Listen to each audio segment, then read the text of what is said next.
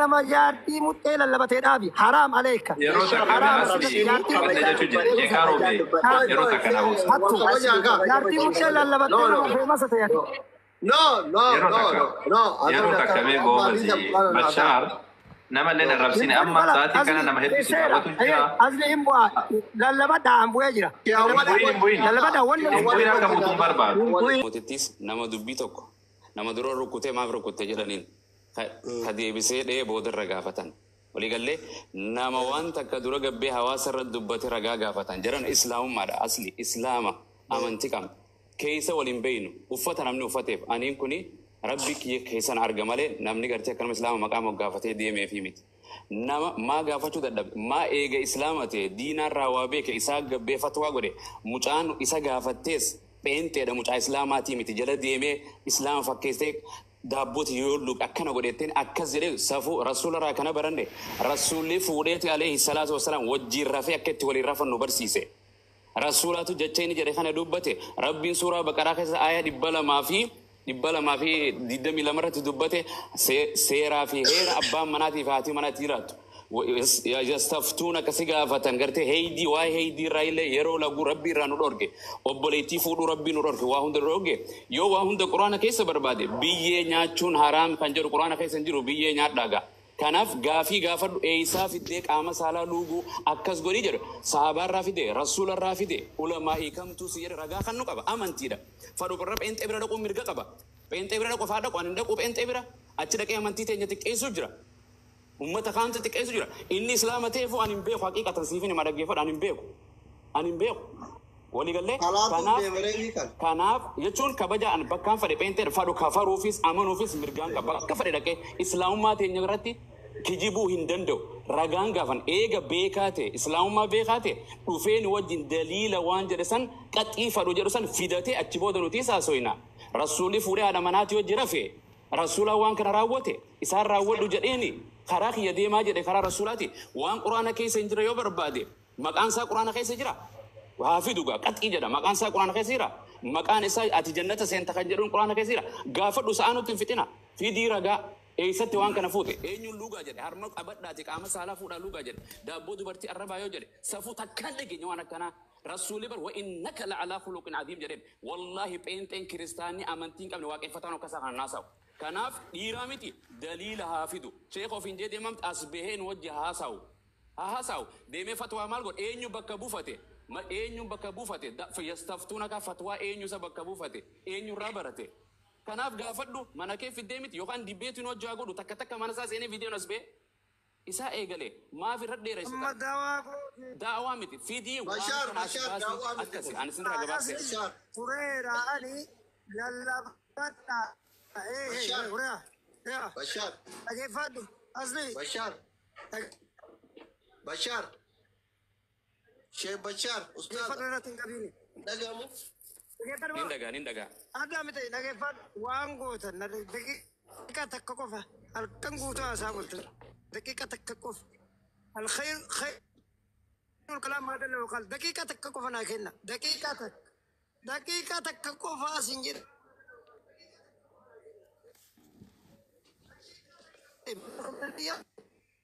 ندور كذا ريفادو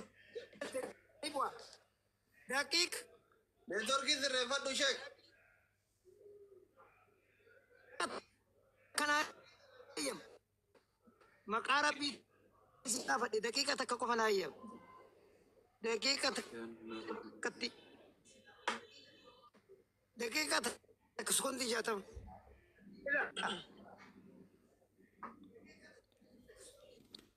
لبدأتي قوتون السنهوا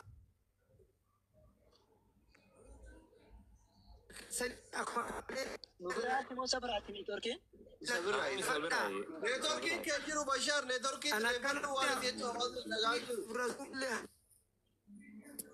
بشار بشار إيجاسني نرد دولتني ندبنا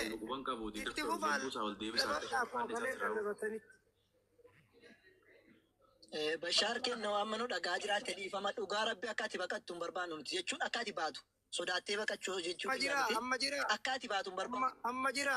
Jirte. Amma jirtanii. Jirta dubbadhume. Amma dhageettanii. Amma dhageettanii. Ewa sagaleen kiyyaan dhagaamamu. Wanni isiniin jedhu. Wanni Rabbi Rasuulli alayhi salaatu wasalaam harramse malee. Osoo hadiifni sahihi itti ijjatee nabiyyi Rabbi arraba isaaniitiin hin harramsin. Qur'aanni itti dhaabatee osoo hin harramsin. Wanna tokko haraama godhuun danda'ama taha.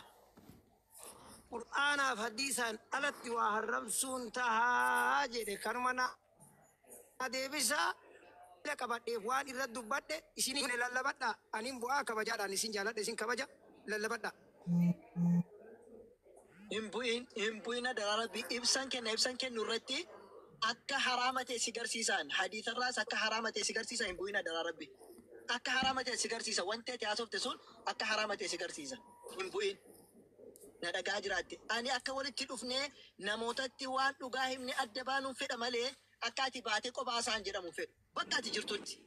Ani mana kiyyallee banee akka ati dhuftu barbaadaa jira ture achi mari'ataa tureef sirraa ture malee. Sanii adaraa kee ona dhagaa jiraatti hin bahin. Haa dubbadhu naaf eeyyamaa kalaasamma. Haa dubbadhu. Dubbadha. Hayyee. Egaa akkuma isiniin jedhe wanni tokko jalqaba quraanaaf hadiisa keessatti sariixa kan ta'e dhugaa kan ta'e yookiin waan rabbiin halaala godhee fi haraama godhe jira moo hin jiru adda baafanna jalqaba. Fakkeenyaaf waa'ee sigaaraa quraana keessatti hin dubbatamne jedhama. Garuu halaalaa fi haraama isaa akkamitti akka halaala ta'e quraanaaf hadiisa daliilfatee namni haraama jedhee kaawwate. Wanti jechuu jiru akkuma khamrii faa akkuma waan biraa zinaa faa kana wanti ifatti dubbate jira hin jiru innuu kaleessaa mane akka amanu nan beeka. Tole halaaladhaa waan kana gochuun jedhee suuraa inni fidatee jira boqonnaa 2 lakkoofsa 223 irra.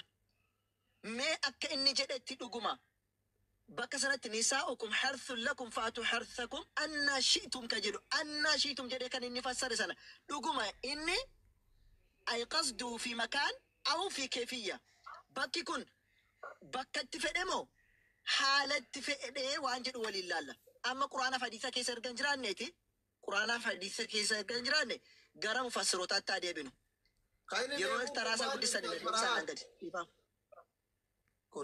Isa deebisaatti ragaa koo dhiyeeffadhe booddee isa dhiyeessitu rakkoon hin jiru. Isa deebisaanii gadi. Quraana keessatti kan inni haadha manaa keessan lafa qonnaa keessan akka feetanii itti koottaa jedhe wanti kun bakka feetanitti koottaa jechuudha moo jechuun bakka itti fedhe moo makaa akkaataa keefiyyaatti fedheedha.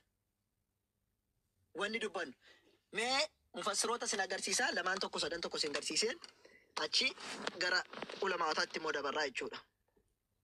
Inshaallah yoo isinitti mul'ate natti himtanii yoo mul'achuu baate san nan dubbisa. Barreeffamni kiyya mul'ata laata? Mul'ata. Ayyee. Akkuma argaa jirtan tafsiira xabariidha. Ibn Jariir xabarii kan jedhaman jechuudha. Kan hijirii 310 irratti dubbatan. تفسير ثاني كيستي كما أفريف إبسديف كرة كيستي حدثنا علي بن داود قال حدثنا أبو صالح قال حدثني معاوية عن علي عن ابن عباس قوله فأتوا حرثكم أن شئتم كجر القرآن إنك ليس فسر ما لتفهم منن يعني بالحرث الفرج جري فرج بكا أداة فولفي يوكا بكا قام سالا دبرات تفهم مالي أن شئتم حرثكم كان جرمي لك كني جري أفاني في وان برا تفهم ما لتفهم فرجي تفهم قام سالا تفهم أن شئتم كجر akkaataa feetanitti qaama saalaa ishiitti karaa barbaadaniin fuulduraanis haa ta'u duubaanis karaa fedhe haa ta'u qaama saalaa ishiitti koottaa jechuu malee lakkii akka inni jedhe sanatti ofii hiikkate miti tokko naa jedha. Lammaffaa tafsir ibn kathiir baraa 774 maal jedhan waqaala imaamu ahmad jedhani حدثنا يحيى ابن غيلان حدثنا رشدين حدثني الحسن ابن ثوباني عن عامر ابن يحيى معافري عن حنث عن ابن عباس قال أنزلت هذه الآية ورام جد الراتي آيان كن سبب نشان التبوت جد نساؤكم حرث لكم كجرات مراكي سلفا قلنا كيسا كجر سبب التبوه في أناس من الأنصار دبرتوتا ورا أنصار وتعرت نموت ورا أنصار وتعرت بو جد أتوا النبي صلى الله عليه وسلم قرير كما ربي صلى الله عليه وسلم في دنيتي فاسألوه نيقافتني فقال النبي صلى الله عليه وسلم إرقما ربي نيجرني آتيها على كل حال لا حال بربادن اتكوت توجد حال أقرسي سلام مكان متسنين جرير أنا شيتم جتشون أكفيتن اتكوتا جتشون ظرفي مكان يسونتاني حالي مكان سنتان حالا أغرسيسا أوتو بكر بربادن تكوتا جري يوكا أفانستا بكر براس تاوتي ديما توري حالا جتشون حالا بربادن دوبانيس فندرانيستي حاتا اوتي بكا فرجياتو مالي إذا كان في الفرج جد يو بكي سن بكا فرجيتين أسمع تسني قال لا أكني بكا وسانتاني حالا كتي يو كرا فرجي بكا قام سالا شيتين حالا بربادن تكوتا غارو كان توقبو يو بكا فرجي سنتين جراني تفسير ابن كثير كبيرا تفسير قرطبي ترى هجري بجاف ترباتي تقرأتي ما جراني ورواه البخاري النافع قال بخاري النافع الراودي سجرة كان ابن عمر إذا قرأ القرآن لم يتكلم ابن عمر يرى قرآن قرأهن دبته حتى يفرغ منه أما قرآن سنة أمرتهن دبته فأخذت عليه يوما قافتك إسانا كبيني جدا فقرأ سورة البقرة كقرأوا حتى انتهى إلى مكان أما بكا كان قهوت يوكي أما بكا كان قهوت أبروت قال هنجد أتدري فيما أنزلت بيتا سبب إشين التبوتي ما لفك بوتي القرآن كن بيتا قلت لا إن بيكو جدين إن بيكو جدين قال نانجد نزلت في كذا وكذا سبب كان أفكار تبوتي نانجد ثم مضى إرقسي تديسي دربي كتبر وعن عبد الصمد قال عبد الصمد الراتي كانوا دي فميني جري حدثني أبي أبانكي ينانجري قال حدثني أيوب النافع عن ابن عمر فأتوا حرثكم أن شئتم جتشون هذا مناكي السن أكفيتني نتكوتا جتشون قال ياتيها في قال حميدي يعني الفرج كان اتفق من فرج اتفق من ملي أفان اتفق من هذا مناكي سن أكفيتني اتكوتا جتشون فرجي بك فرجي سنة قام صلاة اتفق من ملي أكا إني كالي سنون جري أفان اتفق من نيجي توقنا جدا لما فا حرامة وساسن اتما namni tokko qaama dhiiraa saalaa gaafa afaan dubartii keessa galche fedhiin itti dhufamoo dhufne maziyyiin jedhamu hin ba'amoo hin baane ni ba'a. Maziyyiin najasa moo najasa miti? Najasa. Kanaafuu waan najasaa afaan namaa keessa kaa'uun halaala kan jedhu ragaa nuuf haa kennu. Maziyyii ba'a gaafa namni fedhiin nama dhufe maziyyii dursa ba'a. Manijii dura jechuudha. Maziyyiin afaan keessatti ba'u najasni afaan kaameera. Hattaa uffatatti hobee haamiicamu najasadha jedhameera jechuudha. Fiqee innis qareera anis qareera. Waliigallee tokko naa jedha. Kabiraati. Axibbaa'onni maal jedhani? Warra axibbaa'otaa ittiin bilbila kanarraa yoo sila suuti iskiriinii godhadhee jiraadhee isin agarsiisu dhiifa maal tokko nan baafadha. Afaan dubaraa keessa dhiirri dubartii qaama saalaa isaa afaan kaa'uun rakkina maaliifidha jedhu irratti dubbataniiru. Yoo bilbila koo isheetti qoratee ni baasa dhiifama. Asirra na fakkaatti. Akka isin harkaan qaqqabne koppilinkii goraa uummata taaptaappii goraa. Wallattoo tiktaakii tanii taaptaap goraa hundi keessa. Dhimmi sireesidhaa gurraan dhageeffadhaa. Qalbiin dhageeffadhaa waan olamaa hundi jedhama.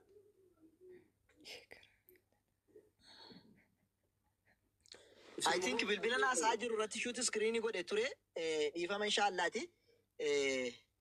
Amma asirraa baasuu hin dandeenye bilbila kee irratti godhe. Maal godhanii yoo inni falme fiduufii danda'a bahee rakkoon tokko Isin fidu ani wannaa tokko jira websaayitii Ameerikaadhaatu jira.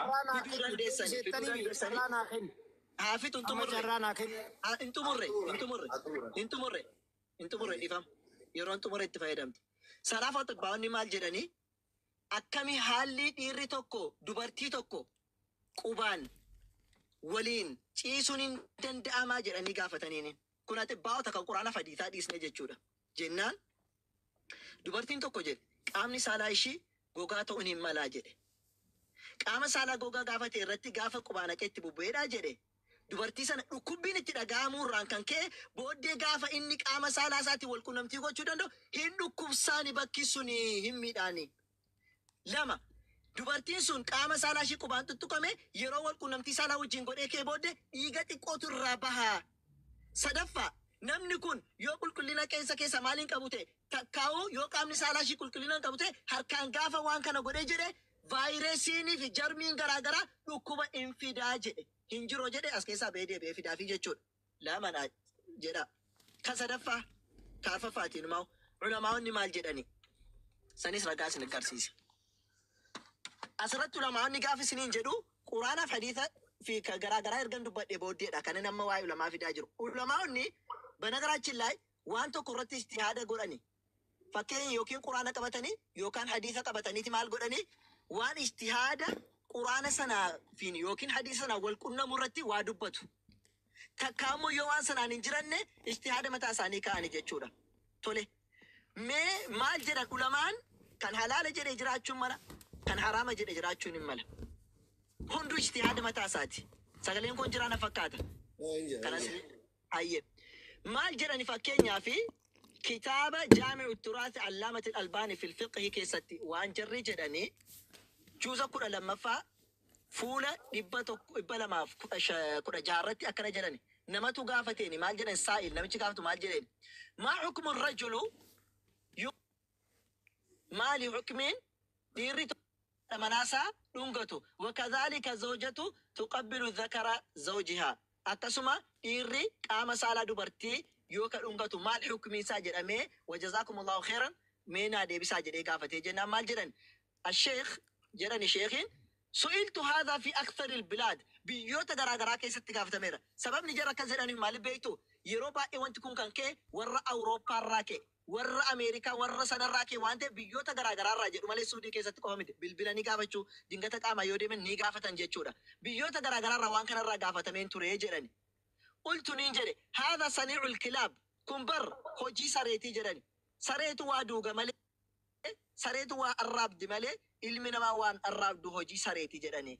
والنبي نهى عن تشبيه الإنسان بالحيوان. إرجما ربي صلوات ربي وسلامه عليه حيوانتي فكاتشو أركنيرو من بابي كراك من بابك من راجنان ولقد كرمنا بني آدم إلمنا ما كان كبجني ألفونيتي جرج ربي سبحانه وتعالى إلمنا ما ربي كبج كان قد جري أكهوري أكسريتون إسافين تو كنجرورا فتوى كنني جتشورا كبرا أصلي وانت كان ندوفي ما إرجما ربي صلوات ربي وسلامه عليه كان يقول مسلا قرآن دبنا جراميرا أقوال ينجرو جتشان ينجرو جنة رامي جتشان رجعان تو قرآن الرأس حديث سراس نرجع ننوتي تولي gocha kana ergan taane nuti ergama rabbi salawaatu rabbi wasalaamu alee jechaa fi gocha keessatti isaan hordofna. So ergama rabbi salawaatu rabbi wasalaamu alee kan akkasii godhaniiru tokko.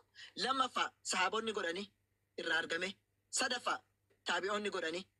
Arfaffaa khulafaa'onni godhanii. Taabi'iin godhanii. Tole eessarraa dhufe asliin kun jennaan warra adiirraa dhufe.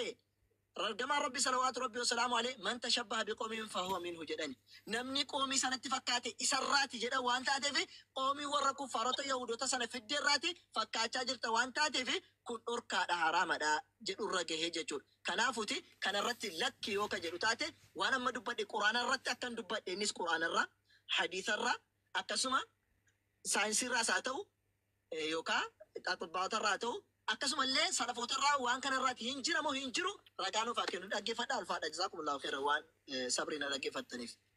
Galatooma ulfaadha. Carraaqni Bal'isii walirraan kenniin bal'isin deebisaa fi gabaabatti galatoomi sagaleen kee jira bal'isi. Fatwaan kuni warri qaraataniin beektan jedhee yaada inshaallah. Hukmii Sheekh Abdulaziz Abdullah bin Baaz ما حكم إذا قبلت المرأة زوجته وانجدوا في إذا تقبل التقبيل الزوج زوجته وانجدوا رتي فتوى شيخ عبد العزيز عبد الله بن باز إني بيتن جدي هذا أجتني أرجتن قرأ كأي يسوعنا قرأ ويا قطع ساولتن تكو يسينا باساتي إيجاسني وفتنا سودن ديت إلى هي قرأه هي كه وني كيو شرعي فالسيجري أم بدين كيا جتودن دا أكما قراتا ولتسان سري دا وانا تقراتا ولتلا أني نبي كسنكادو وانجر أمي في اللي سنكادو بوليسكية سونيرا كون كابو تموتي اللي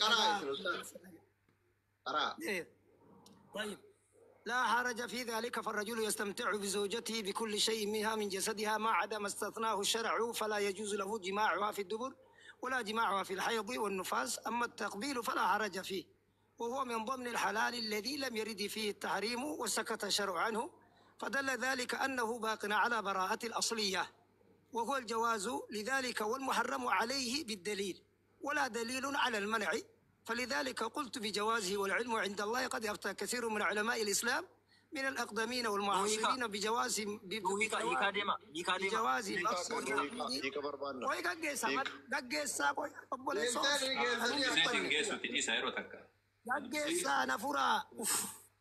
يا ربي كي العلم عند الله قد أفتى كثير من علماء الإسلام من الأقدمين والمعاصرين بجواز مص الرجل صد زوجته ولو شرب من لبنها ولا يحصل التحريم على الصحيح لأن التحريم في الرضاع في سنتين الأولى من الولادة على الصحيح من أقوال العلماء من باب الأولى هكذا نقف جواز تقبيل الفرج من كل الزوجين لبعضهما أما من يمنع ذلك من بعض المعاصرين وفقهم الله بقوله أنه محل خروج النجاسة وهو البول فلا يقبل ونحو ذلك فجوابه أنه وقت تقبيله هو في حالة طهارته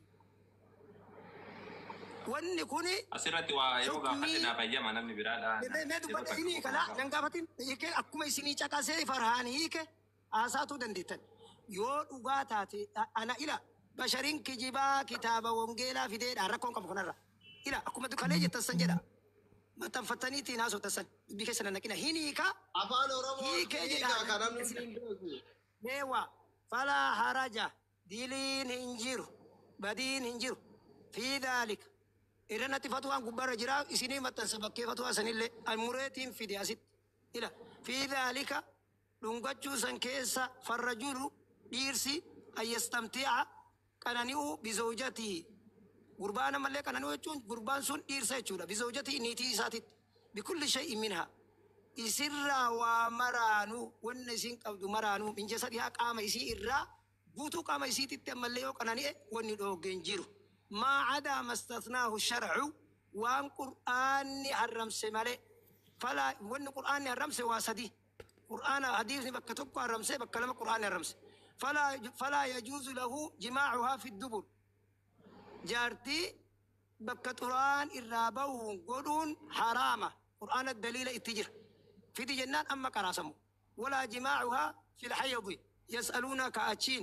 يسألونك عن المحيض لا آخر الآية ركونكم والنفاس نبي ربي عليه الصلاة والسلام حديث قطوعية جلس ريتين أكي كتشيسني عادة أما التقبيل إمود أنقتون الفرج قاوة آدمنا فلا حرج فيه ديلين تك كي سنجرتو وهو من ضمن الحلال سني وان حلال ولك أبيت جدي الذي لم يرد فيه التحريم وان قرآن حرام قل إيك ستهم بؤن وسكت الشرع عنه حديث نبي ربي صحيح اللي وان الرجال إسيف جج فدل ذلك أنه باق على البراءة الأصلية واني هنت أنو تجني في واني قرآن في حديثني الرجال إسيف حلالا أجد شافين تاجن نجد وهو الجواز سوانته لذلك كناف جتة والمحرم له والنتك حرام جتة فيه عليه بالدليل رقا قرآن فديثاني نفو برباتشسا واتك حرم سوفي قرآن الرا مباشرة حديث الرا مباشرة في دو برباتشسا ولا دليل على المنع والنرقان أبا مناها منا بكسن أنقتا الرا دانجس تسنجروا فلذلك كناف قلت جدا بجوازه حلال ونجنف كنافي والعلم عند الله بكم ربي برا فقد يفتى كثير من العلماء الإسلامي من الأقدمين والمعاصرين أما وانبرات التآني كنس بجواز مس الرجل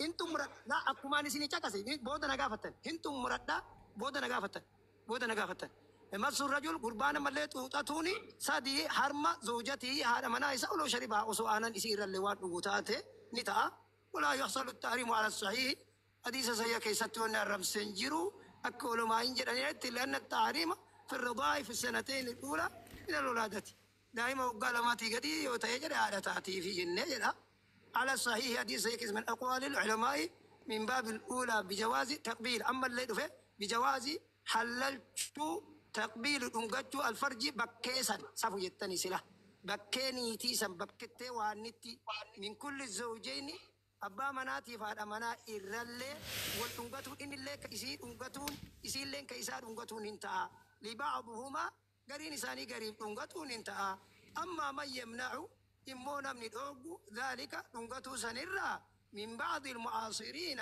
ورام اللي قرتني زمن كناك سر علماء قدو وفقهم الله بقوله ربي خيري إسانا وفقوا جتشام اللي إساتين محل خروج النجاسة وهو البول فلا يقبل جدني ورام اللي أبو بكيسم بكام اللي تري بك نجساتي بك نجسا وانتاتي بنغتون انتاو ورجدني هنجرا علماء علماء زمن كناك سيرات ونحو ذلك وركنا جدول فكي كان جت فجوابه دبي ورسني أنه وقت تقبيله إموس يرون نتونغتون انت جنيو هو في حالة طهارته يو إسين إني كل نكبات إسين إسدونغتون نتا إني يو كل إسين يو كل نكبات إكاد دونغتون نتا أسيت الله ملء قلنا نقول نجلت مال جدا أكما نمتكو وضوء أبو فول لبي أبو هذا تفدمو طهارة أبو يرو والكنمتي سالالي واستنجابا هنيتين جدا ونغتو ننتا دليل القرآن فديثا ونطوق تسعي تنجرو جده جلا مريا جد نادوبتا وان فتنا سودا ديتني تمرا نجرام لا باتشو دامنتي أسمرت أتشران كاسيني وسكت الشرع أنه جتشو مال جتشو ليك نساء الشرع عنه إبدي ملكاي نتبي أنقبي ناقافت وسكت عنه الشرع جتشو مال جتشو أبوسي دونغ تكالج أكسوما بربادي وسكت الشرع عنه الشرع يجون وان قرآن أجفت ببريس وسكت الشرع كران جتشو كانت ظاهرا قالوا شرعيني حديث القرآن الراجع جتشو شرعي شرع لكم من الدين قرآن الرا كرا ديني ربي نسينيقول إليك دبر أيوة كان جتشو وسكت الشرع جتشو مرتاي ومرجع رايو غير كناني ما لي بجناني لا بدا سنجرب لا لا بدا نتي لا بدا يا تكنا في سامي بو أما لا بدا أما شيكاروبي شيكاروبي أجي فد شيكاروبي شيكاروبي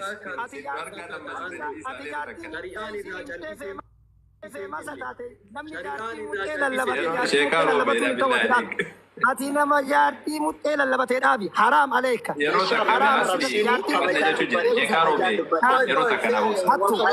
جارتي متلا لبتي في مسا no يرو تكمي غوبزي بشار نما لنا ربسيني أما ساعتي كان نما هدي سبابته جرا أصلي إمبوا لا بدا أمبوا جرا لا بدا ولا إمبوين هذا مطمئن برباد غافي كم نا يستي بومبوسي لا بدا شيء كاروبي لا إمبوين بشاري كينيا بشار إمبوين جاتي لا بدا ما سالنا يرو تكا بشار وما تمتن سيدكنا راسي كابد ما لهم براتين سنة أسا أجا أكو برشا مسلمان تتسنى أسا أكو برشا إسلامان تتسنى أسا يرو تكا ميرا كيسابي يرو تكا غوبازيكو يرو تكا ميرا كيسابي وما متن سيدكنا وفرنا أكو برشا إسلامان تتسنى أسا أبونا نجي نرى غادي بوا أكو برشا إسلامان تيرجمان تتسنى همبويني مي بكتاكا إنجن نبار نمل الإسلام تيجي إسلام تيجي أبوليس أنا كيف أبو ما تك إنجن يرو تكا يرو تكا إسلام متتنيني أصلي إسلام للبت نجينا كجبان دمات كمي نرجع لا أبوليس كده نرجع أصلي تكوشي دقيقة نكنا بيو يتمبوا نرجع أكما بشر إسلام متي أباش التنيتي نلا بتسلل لبدا كان رجانجف لا بدا نرتي ناسينا مو لا وانا قوتني نرتي ناسينا وما وليه ما ملك انا شوف ما وليه انا أصلي قالتوا من نوامه إلى أن تقول لك أصلي والفاتو قالتوا من نوامه ربي جزاء الدنيا بآخرة سياقه والفاتو برهان إلى إن بوينا دراكا بايلو كافرهان أنا نفسي إن شاء الله أول بشار كيف بدي خلاص أنا ما نفسه في بس إنه ما تزرع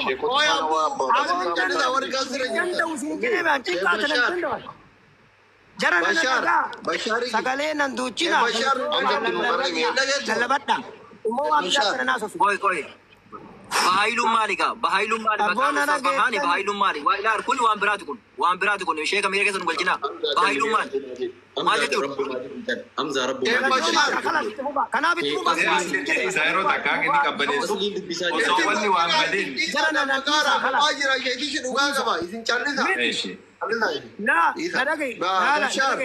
لقيسا للبداتي بشر واقف فتا جلن ديمنا جدا اني موني دوبدا بكتي دوبدا ني بيتنيمي السلام عليكم اچولو دبني سنكركر توك دي بابا ومتر اكتب سنكركر اتفوفا اول